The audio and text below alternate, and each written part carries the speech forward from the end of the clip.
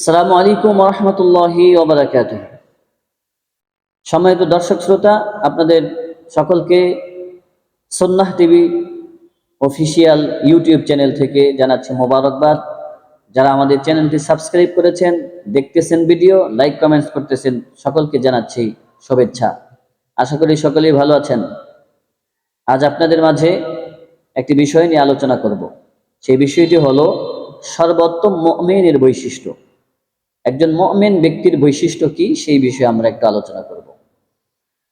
আসাদ ইবনে দিরাআ রাদিয়াল্লাহু তাআলা থেকে বর্ণিত, রাসূলুল্লাহ সাল্লাল্লাহু আলাইহি ওয়াসাল্লামকে জিজ্ঞাসা করা হলো, মুমিনদের মধ্যে সর্বোত্তম কে? রাসূলুল্লাহ সাল্লাল্লাহু আলাইহি ওয়াসাল্লাম বললেন, মুমিনুন মাগমুমুল কলবি লাইসা ফীহি গিল্লুন ওয়ালা হাসাদুন। নবী করিম সাল্লাল্লাহু আলাইহি ওয়াসাল্লাম বলেন, সেই মুমিন যার হৃদয়ে দুঃখ ভারাক্রান্ত অথচ তাতে কোনো হিংসা বিদ্বেষ নেই। নবী করিম সাল্লাল্লাহু আলাইহি ওয়াসাল্লাম বললেন, সেই মুমিন সবচেয়ে উত্তম যার হৃদয়টা হলো ভারাক্রান্ত অথচ তাতে কোনো হিংসা বিদ্বেষ নেই।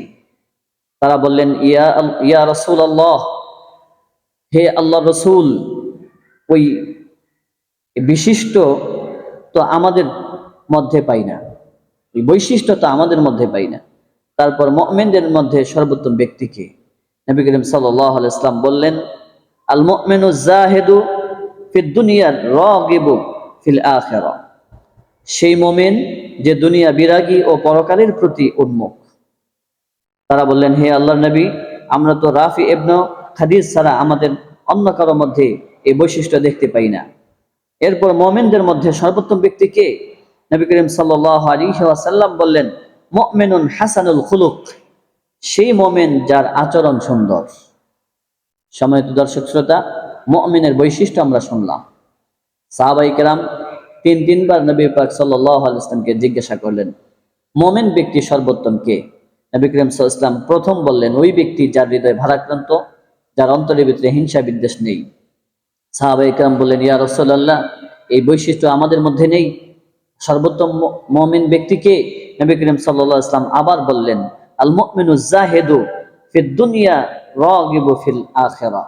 নবী করিম সাল্লাল্লাহু আলাইহি ওয়াসাল্লাম বললেন, সেই দুনিয়ার মধ্যে উত্তম মুমিন যে দুনিয়া বিরাগী এবং পরকালের প্রতি উন্মুখ, অর্থাৎ পরকাল তার সামনে দিকে সে মনে করে।